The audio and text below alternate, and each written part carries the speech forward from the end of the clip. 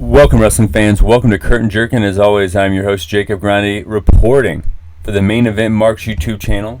You can also check me out on Spotify. Either way you're checking me out, I'm glad you're listening. I put out a show on the 4th, and I messed up the listing twice. I can't believe it. I'm beating myself up over it. I didn't share it as much as I usually share other podcasts I do because of that. So I gotta nail this one, guys, is what I'm saying. I gotta nail it like Joey Chestnut nailed the hot dog eating contest 16th time. Will he go for his 17th time next year? We gotta tune in. His peak was 76.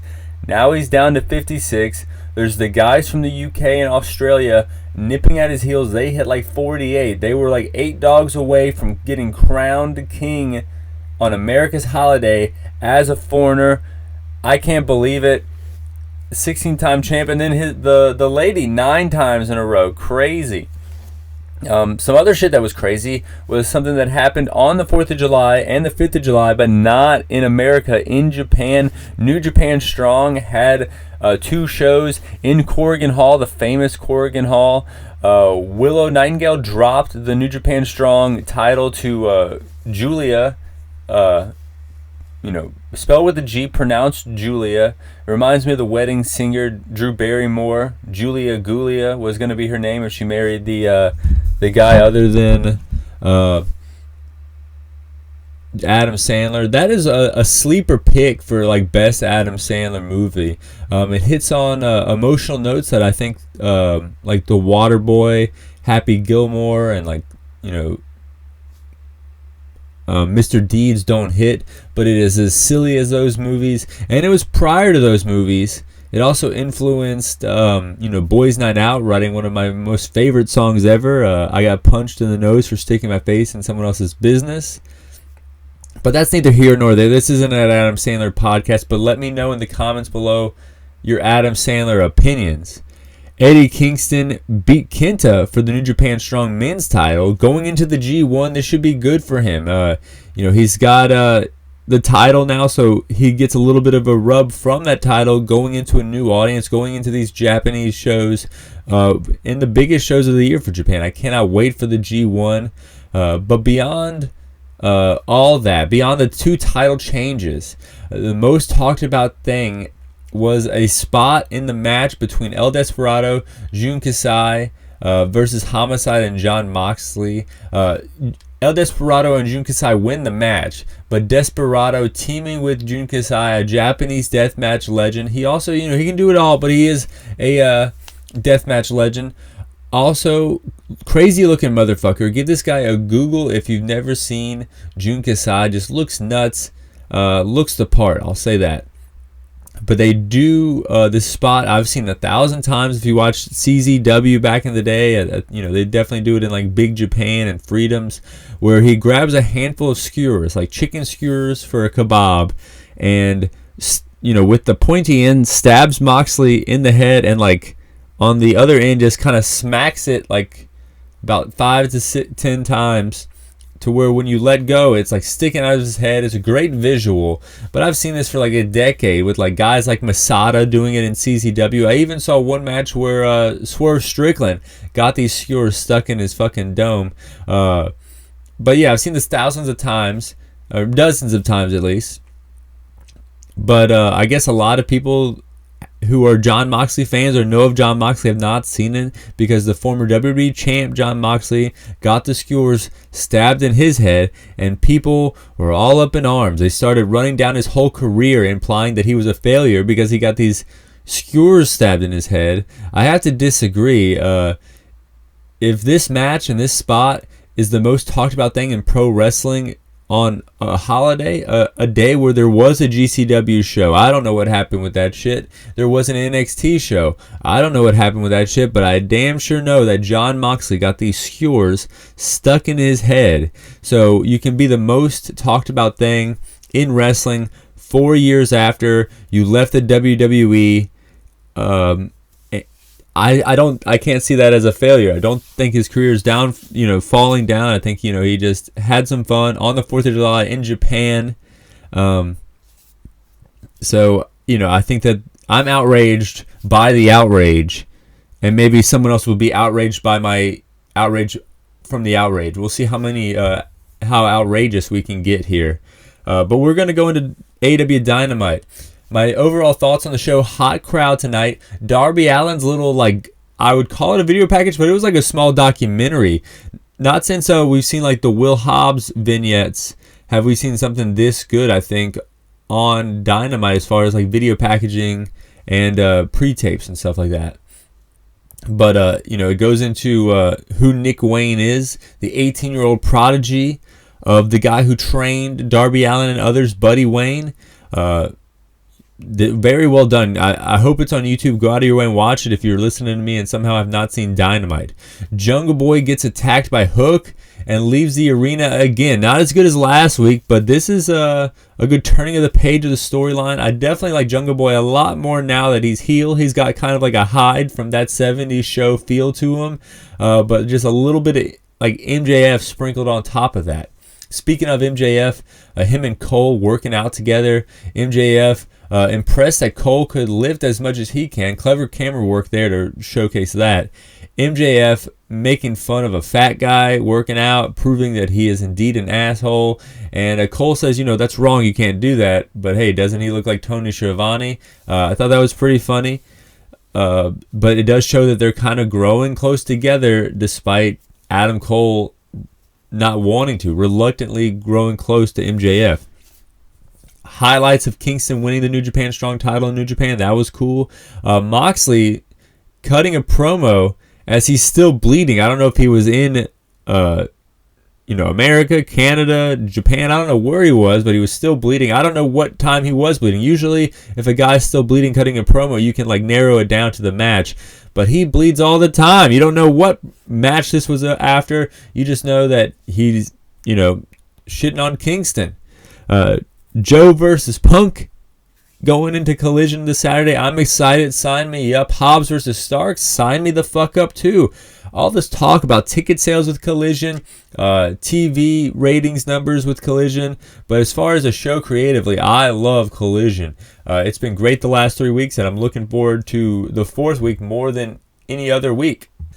And then, of course, we got this tournament where teams are randomly teaming together, chosen at random. That's how we get MJF and Cole. But we also get Matt Hardy teaming with Jarrett. Jericho cutting a promo kind of like a face in front of this hometown crowd. Callis comes out. Jericho teasing that he's going to join Callis. I think he's going to join Callis for the Blackpool Combat Club for Blood and Guts, but ultimately goes back to the Jericho Appreciation Society. After that, Garcia and Guevara, of course, question what he's doing, and then it announces that they're teaming up in the chosen at random tag team tournament thing here that they got going on. But let's rank every single match from worst to first. All 5 matches. Let me go through this list and make sure it's 1, 2, 3, 4, 5. It's ranked appropriately, listed appropriately. I'm sorry about last time, but here we go. Last time was in the past. We're going into the future with this list now. The top 5 matches of AEW Dynamite this week. The Acclaimed and Billy Gunn versus the Bollywood Boys and the Blade. Talk about random tag teams. Look at this trios here. Bollywood Boys and the Blade. I love the Bollywood Boys. I can't believe they have not been signed to AEW yet. They're great. Hot tag to Caster, Scoop Slam City, Scissor Me, Timbers, Mic Drop 1, 2, 3. The Acclaimed and Billy Gunn get the victory. Billy Gunn tells Harley to suck it to crickets. I don't think suck it's not over anymore. It's not 20 years ago, man. It's all about the scissoring now, dude. I thought you would know that. I thought you moved on. After the match, Harley comes on the screen. This is why Billy Gunn says to suck it.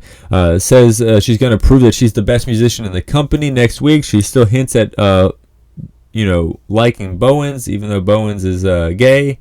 And I don't know where they're going with this. I mean, it was a cool little moment, but I can't see how they're going to stretch it out. But I'm here to watch it. Number 4, the Mount Rushmore of AEW Dynamite this week. MJF and Cole versus Daddy Magic and The Butcher. This match was good because of MJF. MJF comes out all excited, gets to do the Adam Cole entrance with Adam Cole, which was hilarious. Abdominal stretch from MJF, looking for leverage from Cole. And because of the crowd, Cole finally does it. Butcher and Daddy return the favor with abdominal stretch with leverage of their own. Boom knee, 1, 2, 3. MJF and Adam Cole get the victory. MJF cutting a promo and says, "Happy birthday." Boom, streamers hit. A tiny little cake comes out. And they're celebrating Adam Cole's birthday. I feel like Adam Cole is, getting buttered up a little more. MJF is putting on that charm. MJF kills it with like Christina Aguilera-esque happy birthday song, which was funny to me. I mean, it's just, I don't know how it works, but if you're a good singer in a pro wrestling setting, it's funny. A good singer anywhere else, I'm just impressed. But if you're a good singer in a pro wrestling setting, I'm like taken aback. Like MJF, Harley from QTV. I'm sure there's other examples throughout the history of pro wrestling, but those two examples stand out to me recently. But the first two matches were good, but they didn't make the podium. Making the podium, Darby Allin and Orange Cassidy versus Isaiah Swerve Scott, or whatever they call him in Swerve Strickland, versus and Keith Lee. The tournament where there's just random teams picked, so that's how they get these guys. Darby Allin just bitch slaps Keith Lee like an idiot. Keith Lee throws him across the ring, not halfway across the ring, turnbuckle to turnbuckle. He got launched in one turnbuckle. His fucking ankles hit the other one diagonally. Chop spring Cassidy to the ground. Lee does it again, chops him. Cassidy falls into Keith Lee, and Cassidy gets like an audible laugh here from the crowd, like a stand-up routine style pop. Orange punch, lariats, trying to bring Keith Lee down. Stun dog into a code red. That was a great spot. 1-2 Swerve accidentally hits a 450 onto Keith Lee, trying to break up the pin, and then also accidentally hits him with a kick so Darby Allin can pin Swerve. 1, 2, 3. Obviously Swerve and Lee don't see eye to eye. They're still feuding. They've been feuding for like a year now, ever since they lost the tag titles. And Darby Allin and Cassidy advance in this tournament, and we haven't seen any brackets for it, but they're out there. Hopefully someone's keeping up with who's facing who in this tournament. Number 2, the silver medal.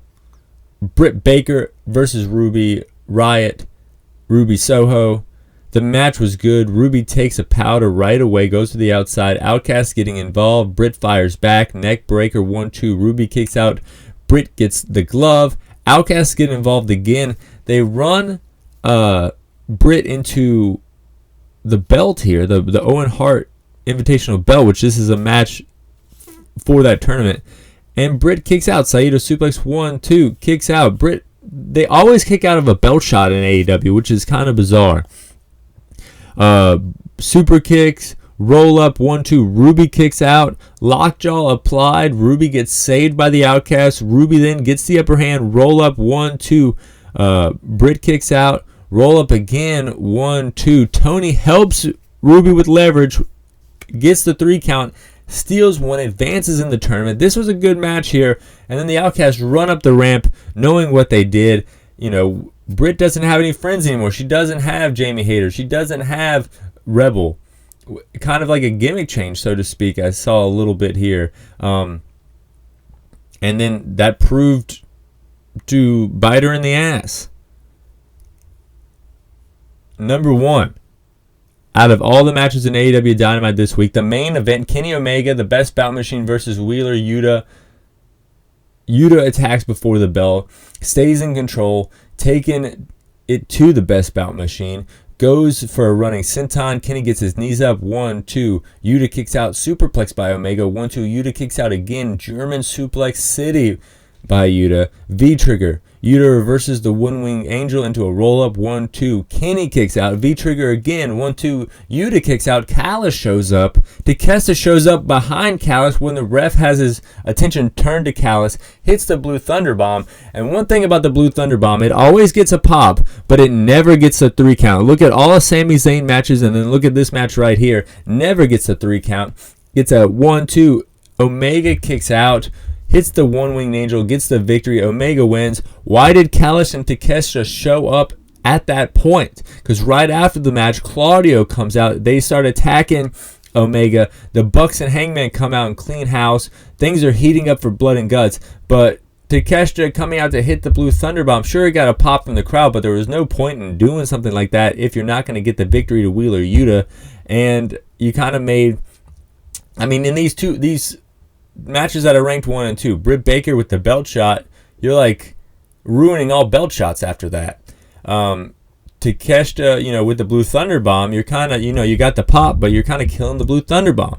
If they don't get the victory from the cheating doesn't stand out as much. It's not as fun. I forgot to talk about Darby Allin getting buried under steps.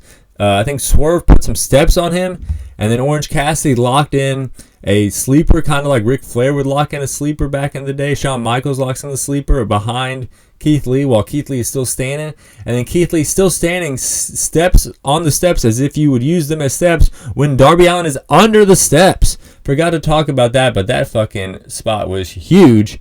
Dynamite was fun. Every year I watch the GCW Backyard show. They do a show from the backyard. And every year I regret it. So maybe July 3rd, July 2nd, if you are a fan of this show, remind me, hey, don't watch the GCW Backyard show.